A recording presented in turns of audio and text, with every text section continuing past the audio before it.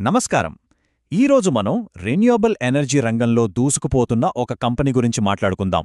అదే KP energy. వాళ్ళ growth story ఏందో చూద్దాం. సో వాళ్ళ లేటెస్ట్ ఇన్వెస్టర్ ప్రెజెంటేషన్లోకి ఒకసారి తొంగి చూద్దాం.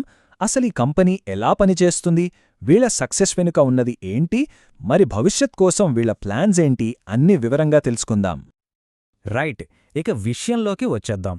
ఫస్ట్ ఆఫ్ ఆల్, అసలు ఎవ్రీ కేపీ ఎనర్జీ వీళ్ళు చాలా కాలంగా అంటే 1994 నుంచే ఇండియా ఎనర్జీ సెక్టార్లో ఉన్నారు. వీళ్ల స్పెషాలిటీ ఏంటంటే పెద్ద పెద్ద విండ్ ఎనర్జీ ప్రాజెక్టులని నిజం చేయడం. అంటే కేవలం టర్బైన్లు పెట్టడమే కాదు, మొత్తం ప్రాజెక్టును మొదట్నుంచి చివరిదాకా వీళ్లే చూసుకుంటారు. సరే, వీళ్ళు తమని తాము బ్యాలెన్స్ ఆఫ్ ప్లాంట్ ప్రొవైడర్ అని చెప్పుకుంటారు. వినడానికి కొంచెం టెక్నికల్గా ఉంది కదా. ఇంతకీ దాని అర్థమేంటి? అసలు వీళ్ళేం చేస్తారు? దీన్ని సింపుల్గా అర్థం చేసుకుందాం. ఇప్పుడు ఒక విండ్ టర్బైన్ని కార్ ఇంజిన్ అనుకోండి. కేపీ ఎనర్జీ ఏం చేస్తుందంటే ఆ ఇంజిన్ కాకుండా కార్ మిగతా పార్ట్స్ అన్నీ, అంటే బాడీ, టైర్లు, అంతేకాదు ఆ కారు వెళ్లడానికే రోడ్లు కూడా వీళ్లే వేస్తారు. అంటే పవర్ని టర్బైన్ నుంచి గ్రిడ్కి చేర్చడానికి కావలసిన ఇన్ఫ్రాస్ట్రక్చర్ మొత్తం వీళ్లదే బాధ్యత. మరి వీళ్ళు ఇప్పటిదాకా ఎంత పని చేశారంటే ఏకంగా 2.18 గిగావాట్లకు పైగా కెపాసిటీని ఇన్స్టాల్ చేశారు. ఈ నంబర్ ఎంత పెద్దదో చెప్పాలంటే ఇది లక్షల ఇళ్లకు కరెంట్ ఇవ్వడానికి సరిపోతుంది. దీన్ని బట్టి వాళ్ల ఎక్స్పీరియన్స్ ఏ రేంజ్లో ఉందో అర్థం చేసుకోవచ్చు. వీళ్ళు ప్రాజెక్ట్స్ని ఎండ్ టు ఎండ్ హ్యాండిల్ చేస్తారు.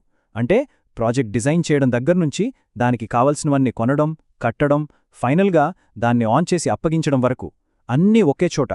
దీనివల్ల క్లయింట్స్కి టెన్షన్ ఉండదు, పని ఈజీ అయిపోతుంది. ఓకే, ఇదంతా బాగుంది. కానీ వీళ్ల బిజినెస్ మోడల్ నిజంగా వర్కౌట్ అవుతోందా? ప్రాఫిట్స్ వస్తున్నాయా? వాళ్ళ లేటెస్ట్ ఫినాన్షియల్ రిజల్ట్స్ ఏం చెప్తున్నాయో చూద్దాం రండి.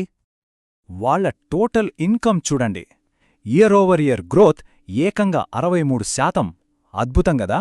అంటే బిజినెస్ ఎంత ఫాస్ట్గా ఎక్స్పాండ్ అవుతోందో క్లియర్గా కనిపిస్తోంది. ఇక్కడ ఇంకొంత ఇంట్రెస్టింగ్ పాయింట్ ఉంది. వాళ్ల కోర్ ప్రాఫిటబిలిటీని చెప్పే ఈబీడీఏ, అది ఇన్కమ్ కంటే ఫాస్ట్గా ఏకంగా 75% పెరిగింది. దీని అర్థమేంటంటే కంపెనీ వాళ్ల ఆపరేషన్స్ని ఇంకా ఎఫిషియెంట్గా మేనేజ్ చేస్తూ ఎక్కువ లాభాలు గడిస్తోందని. ఫైనల్గా బాటమ్ లైన్ అంటే నెట్ ప్రాఫిట్ కూడా 58% పెరిగింది. ఒక్క ఏడాదిలోనే ప్రాఫిట్ 26 కోట్ల నుంచి 41 కోట్లకు పెరగడం అంటే మామూలు విషయం కాదు. ఇది వాళ్ల ఫైనాన్షియల్ పర్ఫార్మెన్స్ ఎంత స్ట్రాంగ్గా ఉందో చూపిస్తుంది. అసలు ఇంత మంచి నంబర్స్ ఎలా సాధించారో, దాని వెనక ఉన్న సీక్రెట్ ఏంటి? ఆ సమాధానం వాళ్ల స్ట్రాటజీలో ఉంది. అదేంటంటే పవర్ఫుల్ పార్ట్నర్షిప్స్ క్రియేట్ చేయడం.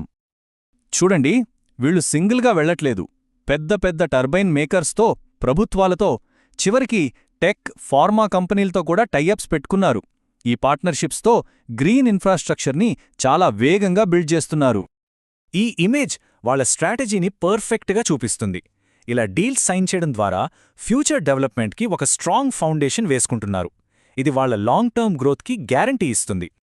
సరే, పార్ట్నర్షిప్స్ ఒక్కటే కాదు, వాళ్ల సక్సెస్కి మరో 3 పిల్లర్స్ ఉన్నాయి. 1 ఆపరేషనల్ ఎఫిషియన్సీ, 2 కస్టమర్ల నమ్మకం, 3 ఇండియా మొత్తం మీద తెలివిగా విస్తరించడం. ఈ 3 వాళ్లని ముందుకు తీసుకెళ్తున్నాయి. ఓకే, ఇంత మంచి పెర్ఫార్మెన్సు, క్లియర్ స్ట్రాటజీ ఉంది. మరి కేపీ ఎనర్జీ ఫ్యూచర్ ఎలా ఉండబోతోంది? వాళ్ల నెక్స్ట్ స్టెప్స్ ఏంటి? ఫ్యూచర్ కోసం వీళ్లు చాలా పెద్ద టార్గెట్ పెట్టుకున్నారు. 2030 కల్లా వాళ్ల రెన్యూవబుల్ ఎనర్జీ పోర్ట్ఫోలియోని ఏకంగా 10 గిగావాట్లకు పైగా పెంచాలన్నదే లక్ష్యం. అంటే ప్రస్తుతం ఉన్నదానికంటే దాదాపు 5 రెట్లెక్కువ. ఇది నిజంగా చాలా పెద్ద టార్గెట్. వీళ్ళిప్పుడున్న టెక్నాలజీతోనే ఆగిపోవట్లేదు, ఫ్యూచర్ వైపు చూస్తున్నారు. ముఖ్యంగా ఆఫ్షోర్ విండ్ అంటే సముద్రంలో విండ్ ఫార్మ్స్ పెట్టే అవకాశాల్ని సీరియస్గా ఎక్స్ప్లోర్ చేస్తున్నారు. బహుశా రిన్యూవబుల్ ఎనర్జీలో నెక్స్ట్ బిగ్ థింగ్ ఇదే కావచ్చు. ఇదంతా మనల్ని ఒక ముఖ్యమైన ప్రశ్న దగ్గర ఆపుతుంది. కేపీ ఎనర్జీ లాంటి కంపెనీలు ఫ్యూచర్ గ్రిడ్కి కావాల్సిన బిల్డింగ్ బ్లాక్స్ని తయారు చేస్తున్నాయి, కరెక్టే. కానీ ఈ బ్లాక్స్ అన్నిటినీ కలిపి ఒక కొత్త గ్లోబల్ ఎనర్జీ సిస్టమ్గా మార్చడమే మన ముందున్న అసలైన అతి పెద్ద ఛాలెంజ్.